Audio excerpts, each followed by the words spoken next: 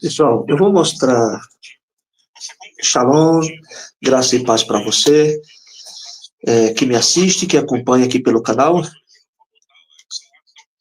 Aconteceu um debate na rádio Mais FM 102.9 sobre a temática: é bíblico fazer atos proféticos?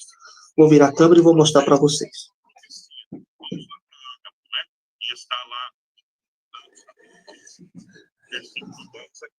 Pois bem, vou pausar aqui.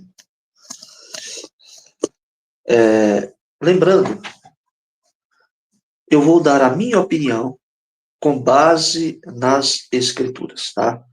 Então eu quero provar biblicamente que é possível realizar atos proféticos, que existem precedentes claros na Bíblia, mas com objetivos reais.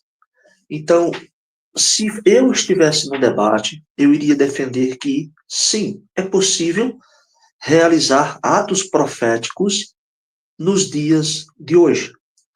Existe alguma base bíblica? Sim. Há precedentes claros na Bíblia, ou seja, nós vamos encontrar homens e mulheres de Deus realizaram atos simbólicos amando do Senhor.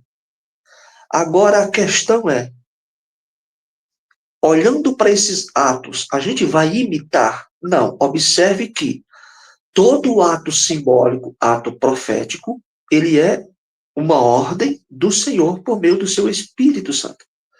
Então não é porque um andou nu que a gente vai andar nu hoje. Deus leva em conta, em consideração, quando Ele quer, tá? Leis, costume daquela nação, daquela sociedade, e Ele vai fazer uso daquilo para falar conosco. Então, ou seja, não é porque um profeta andou nu que hoje eu vou andar nu também dizendo que é ato profético. A pergunta é, eu tenho convicção que Deus mandou? Não, Deus não mandou. Deus mandou o profeta, não a mim. Ok? Então, assim, existe uma mensagem espiritual, existe um objetivo com cada ato profético. Então, esses atos proféticos, eles tinham, sim, uma mensagem espiritual real. Eles eram visíveis, mas comunicavam algo invisível e poderoso. O Novo Testamento não anula essa prática, mas a eleva com discernimento espiritual. Começaria o debate dizendo isso, e o que são atos proféticos? São ações físicas visíveis, direcionadas por Deus, que transmitem uma mensagem espiritual ou antecipam algo que Deus vai realizar. Por exemplo, fundamentando isso com textos bíblicos, nós temos Ezequiel, que deitou 390 dias de lado. Ezequiel capítulo 4, versículo 9. Deus mandou o profeta deitar-se sobre o lado esquerdo 390 dias e depois 40 dias no lado direito. Para simbolizar o quê? Qual é a mensagem que Deus deu para o profeta? É um ato profético, um ato simbólico. Simbolizando, Deus estava dizendo para o profeta Israel: o tempo do castigo de Israel e Judá vai ser 390 dias mais 40 dias. Ok? Então, ou seja, leia esse texto e você vai entender em casa os pormenores. Também, Deus mandou o mesmo profeta cozinhar pão com esterco. Tudo como um sinal profético. Então, ou seja, a lição é um ato profético, um ato físico profético, que carrega uma mensagem espiritual profunda. Não é porque o profeta cozinhou pão com esterco que a gente vai fazer isso na igreja. O que a gente tem que entender é qual é a mensagem espiritual profunda desse ato profético. Então, a Bíblia manda a gente ter o dom de discernimento, discernir tudo, tá? Então, assim, será que todo ato profético que a gente vê hoje tem respaldo bíblico, foi Deus? A gente vai caminhar para isso aqui. Por exemplo, Jeremias quebrou um vaso diante do povo. Jeremias capítulo 19, versículo 11. Deus mandou Jeremias comprar um vaso e quebrá-lo na frente dos líderes de Israel, como sinal do juízo que viria sobre Jerusalém. Ou seja, da forma que esse vaso está sendo quebrado, Deus vai quebrá-lo, essa nação. Deus vai enviar um juízo sobre Jerusalém. Era a mensagem, era um ato profético. O problema é se os atos proféticos hoje só visam algo. Vamos caminhar. Isaías andou nu e descalço. Isaías 20, versículo 26. Então, quem mandou Isaías andar assim durante 3 anos como sinal profético, da humilhação que viria sobre o Egito e a Etiópia, foi Deus. Então, não foi algo que Isaías disse, eita, já sei, vou fazer um ato profético aqui para a igreja, para o povo. Não. Deus disse, Isaías, ande nu durante 3 anos. Esse sinal é um sinal profético da humilhação que viria sobre o Egito e a Etiópia. Oséias casou-se com uma prostituta. É um tema de debate também, a gente pode debater esse texto, ver esse texto também. Oséias capítulo 1, versículo 2 e 3. Esse casamento de Oséias com Gomer era um ato profético representando esse relacionamento entre Deus e Israel. Entendeu? Então, assim, tem uma mensagem profética. Jesus também usou atos simbólicos e proféticos. Curou um cego com lama e saliva. João capítulo 9, versículos 6 e 7. Jesus entrou em Jerusalém, montado em um jumentinho. Mateus capítulo 21, 11. Cumprimento de Zacarias capítulo 9, versículo 9. Também um ato profético de humildade messiânica, ou seja, a mensagem que Zacarias disse é: o Messias que vem, que virá, ele será humilde, humilde a ponto de andar em um jumentinho. Atos capítulo 21, versículo 10 e 11, nós temos também, foi até citado no vídeo, o profeta Ágabo pega o cinto de Paulo, amarra suas mãos e diz: assim será o dono deste cinto entregue aos gentios. Ora, Deus não poderia simplesmente dizer assim, Paulo, Deus manda te dizer que você vai ser entregue aos gentios. Uma profecia, mas não, ele usou um ato profético para deixar a mensagem ainda mais clara, tá? Então, assim, um ato profético do Novo Testamento claramente validado é esse de Atos aí, do profeta Ágabo, Atos 21, 10 e 11. Tá bom? Então, a Bíblia ela está repleta de atos proféticos usados por Deus para transmitir mensagens, alertar o povo, demonstrar juízo ou liberar bênçãos futuras. Então, todo ato profético, ele tem que estar fundamentado na glória de Deus, ou seja, transmitir mensagens, alertar o povo, demonstrar juízo e liberar bênçãos futuras. Então, embora esses atos não sejam mágicos, supersticiosos, quando são feitos por direção do Espírito Santo, tem sim respaldo bíblico. Então, não defendo atos mágicos como estão fazendo por aí, esses exageros, tá? Por quê? Deus não divide sua glória com ninguém. Isaías 42, 8 diz que eu sou o Senhor, este é o meu nome, não darei a outro minha glória, nem a imagens o meu louvor. Então, todo ato profético verdadeiro deve apontar para Deus, não para o profeta, pastor ou para o ministério. Então, quando o foco é mostrar poder, se exaltar, ganhar seguidores, perdeu-se a essência. Então, fique de olho nisso. Tá? Se o foco é exaltar-se, exaltar o ministério, exaltar a igreja, exaltar o profeta, perdeu a essência. Deus não divide sua glória com ninguém. Jesus, ele condenou o uso da fé para ganho pessoal. Mateus capítulo 21, 12 e 13. Jesus expulsou os cambistas do templo e disse: minha casa será chamada casa de oração, mas vocês estão fazendo dela um covil de ladrões.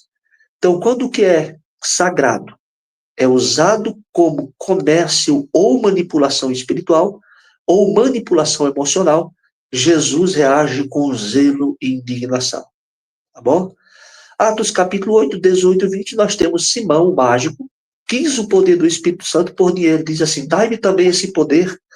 Mas Pedro lhe respondeu, que o teu dinheiro pereça contigo, pois pensaste que o dom de Deus se obtém por dinheiro. Ou esse texto hoje, irmão, muitos ministérios precisam parar nesse texto, fazer uma análise, ler alguns comentários e fazer uma reflexão, porque estão visando o dinheiro. Simão, um homem de posses, de riqueza, não ludibriou, não enganou, não comprou Pedro. Tá? Então, usar dons espirituais com interesse egoísta é simonia. Simonia não só é vender dons e ministério, não. As pessoas pensam que é só isso. Mas simonia, quando você usa os dons espirituais, os dons que Deus te deu, com interesse egoísta, isso é simonia. Com interesse em lucrar, com interesse em ganhar, você está praticando simonia. Pecado condenado na igreja desde o século I.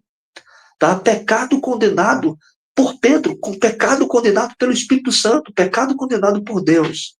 Então, analise bem.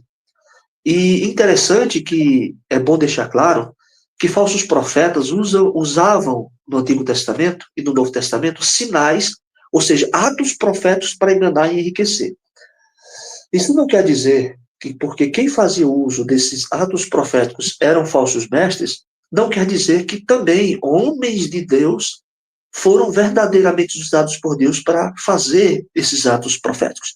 Jeremias 14 diz assim: os profetas estão profetizando mentiras em meu nome, visões falsas, adivinhações, idolatrias e enganos do próprio coração. Esse texto ele é uma realidade presente hoje.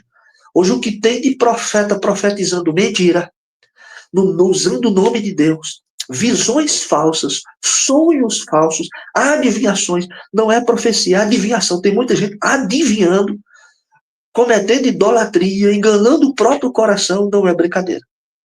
Então, quando o falso profeta, ele usa, tá, desses sinais para enganar ou enriquecer, fique esperto, tá bom?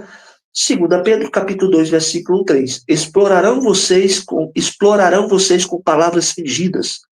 A condenação deles não tarda. Então, a Bíblia ela alerta que nem todo sinal é de Deus e que muitos são manipulados para benefício próprio. Então, eu quero concluir esse vídeo dizendo que atos proféticos verdadeiros são inspirados por Deus, confirmados pela palavra e sempre apontam para Deus, sempre apontam para Cristo, sempre apontam para o reino, sempre apontam para a palavra.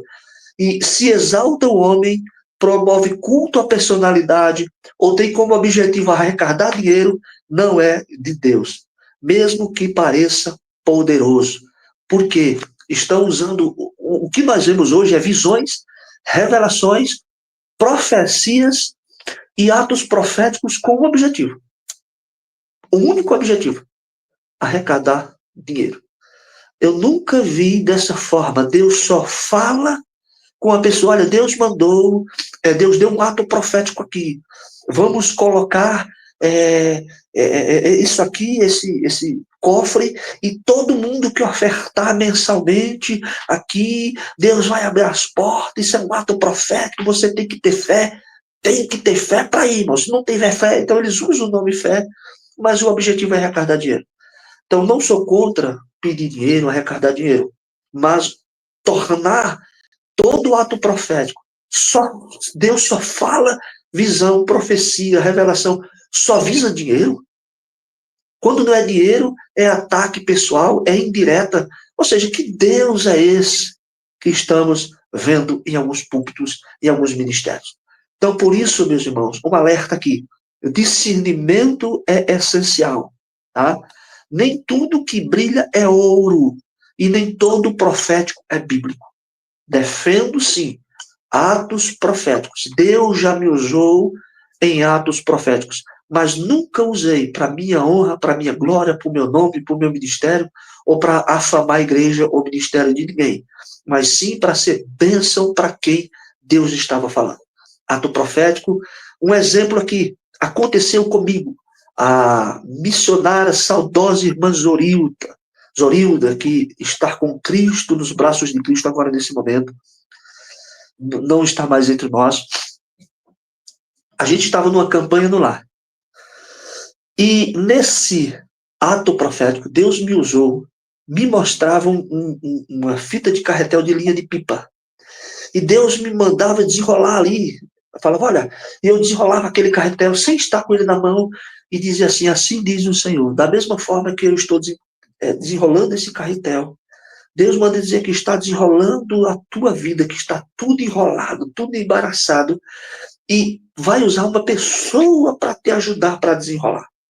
E poucos dias depois, a missionária Zodila falou, Nel, aquilo que Deus te usou aconteceu. Então, assim, fiquei feliz porque edifica a nossa fé, mas não quis, para minha glória, não fiz questão, assim, de querer elogios, não, tapa nas costas, ser promovido, não. A glória e honra é do Senhor. Então, Deus usa atos proféticos. Outro ato profético que Deus me usou, teve o nosso irmão Henrique Bento, que congrega conosco, é um jovem. Eu não sei se foi bem assim, que eu não lembro, mas foi mais ou menos. Eu falei algo assim, com relação. Eu dei uma direção. E eu acho que nisso ele obedeceu aquele ato profético. E ele disse que recebeu uma quantia, tá? Recebeu uma quantia. Não, aquele ato profético não foi visando receber dinheiro para a igreja. Não tinha esse objetivo. Simplesmente eu ouvi a voz do Espírito Santo, falei, e ele foi tocado e foi abençoado. Então, assim, teve outras pessoas também que nos procurou. Então, assim, atos proféticos é bíblico, tá? E fiquem com essa conclusão. Não pode exaltar o homem, não pode promover culto à personalidade, não tem como objetivo em si arrecadar dinheiro. Se tudo isso está acontecendo, não é de Deus, mesmo que pareça poderoso. Estava vendo outro dia um profeta profetizando tudo. Olha, vejo Deus dando o carro, dando isso, dando isso. Mas você tem que fazer um voto de R$ 1.000 para Deus te abençoar. Então eu vou deixar essa pergunta. Até onde isso é verdade? Deus em Cristo abençoe. Nos segue, compartilha esse vídeo, comenta, deixa o seu comentário, dá um joinha, pessoal, para que o YouTube nos recomende mais e mais.